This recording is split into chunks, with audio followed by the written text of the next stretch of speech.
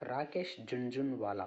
ఈ పేరు స్టాక్ మార్కెట్లో ఇన్వెస్ట్ చేసే ప్రతి ఒక్క వ్యక్తికి ఒక రోల్ మోడల్.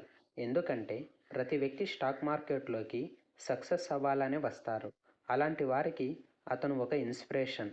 ఒక సాధారణమైన వ్యక్తిగా కేవలం 5,000 రూపాయల పెట్టుబడితో 40,000 కోట్లకు పైగా సంపాదించారు అంటే మాటలా? అలాంటప్పుడు అతను ఎలాంటి ట్రిక్స్ ఫాలో అయి ఉండవచ్చు? స్టాక్ మార్కెట్లో రాకేష్ ప్రయాణం గురించి తెలుసుకుందాం. అది జూలై 5, 1960. ఒక మార్వాడి కుటుంబంలో రాకేష్ జన్మించారు. అతని తండ్రి ఆదాయపు పన్ను అధికారి. వీళ్ళది మార్వాడి కుటుంబం కాబట్టి మార్వాడీలు ఉద్యోగం కంటే వ్యాపారం చేయడానికి ఎక్కువ ఇష్టపడతారు. ఆ విధంగా రాకేష్కి చిన్నతనంలోనే స్టాక్ మార్కెట్పై ఆసక్తి పెరగడానికి కారణం తన తండ్రి.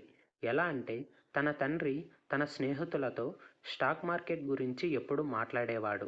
అది విన్న రాకేష్ అప్పటి నుంచి అతనికి స్టాక్ల గురించి తెలుసుకోవడం ఆసక్తి ఏర్పడింది. ఒకరోజు అతను తన తండ్రిని ఏమని అడిగారు అంటే, స్టాక్ ధర ప్రతిరోజు ఎందుకు పెరుగుతుంది, ఎందుకు తగ్గుతుంది అని అడగగా, అప్పుడు తన తండ్రి, అందరిలాగా నువ్వు చిన్నపిల్లవాడివి, నీకు ఎందుకు అని చెప్పకుండా రోజు వచ్చే స్టాక్స్కి సంబంధించి న్యూస్ తెలుసుకుంటే అర్థమవుతుంది అని ప్రోత్సహించేవారు. రాకేష్ కూడా స్టాక్ మార్కెట్లో కెరియర్ను ప్రారంభించాలని అనుకున్నారు. ఆ విషయాన్ని తన తండ్రికి చెప్పారు. అయితే తన తండ్రి ఒప్పుకోలేదు.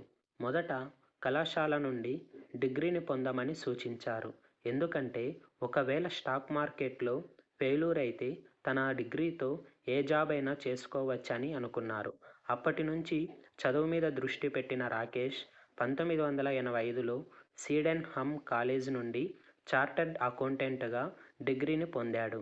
ఇప్పుడు అతను తన తండ్రితో స్టాక్ మార్కెట్ పెట్టుబడిదారుడిగా తన కెరీర్ను ప్రారంభిస్తాను అని చెప్పారు.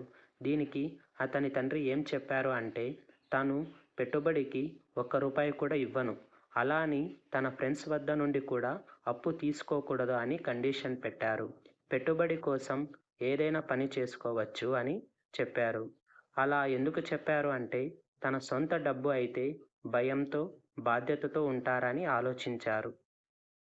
అయితే రాకేష్కి చిన్నప్పటి నుంచి స్టాక్ మార్కెట్లపై ఆసక్తి ఉండటం వల్ల తన తండ్రి కాలేజీ సమయంలో ఇచ్చిన డబ్బులలో 5,000 రూపాయలను పొదుపు చేశారు. ఇప్పుడు తన వద్ద ఉన్న 5,000 రూపాయలకి తోడు తన సోదరుడి స్నేహితుడి నుండి 18% వడ్డీతో కొంత డబ్బును అప్పుగా తీసుకున్నారు.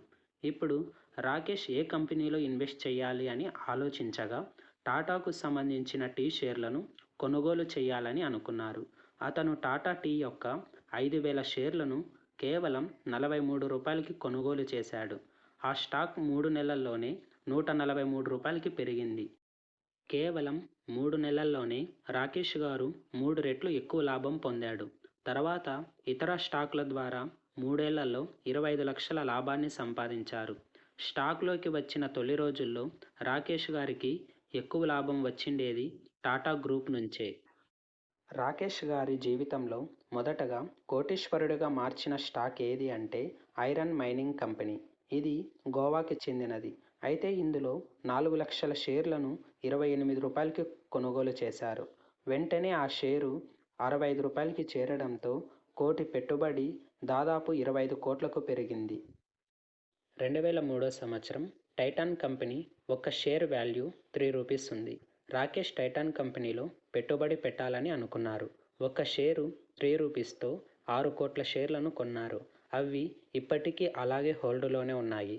అయితే ఆ కంపెనీ షేరు విలువ ప్రస్తుతం ₹3,300 ఉంది. దీంతో రాకేష్ గారి ఆస్తి దాదాపు 40,000 కోట్లకు పైగా పెరిగింది. అంతేకాకుండా రాకేష్ గారు బిగ్ బుల్ ఆఫ్ ఇండియాగా పేరు పొందారు. స్టాక్ మార్కెట్ నుంచి విమానాలలో కూడా పెట్టుబడి పెట్టాలని అనుకున్నారు. అతను ఇండియాలో తక్కువ ధర కలిగిన విమానయాన సంస్థ అయిన ఆకాశ ఎయిర్లో పెట్టుబడి పెట్టారు. దాదాపు 40% వాటా కోసం $400 మిలియన్ల పెట్టుబడిగా పెట్టారు.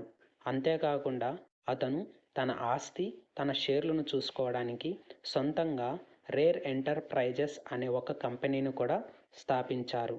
రాకేష్ గారి చివరి దశలో మూత్రపిండాల సంబంధిత సమస్యలతో ఆగస్టు 14, 2022న అనారోగ్యానికి గురయ్యి ముంబైలోని బ్రీచ్ కాండీ ఆసుపత్రిలో మరణించారు.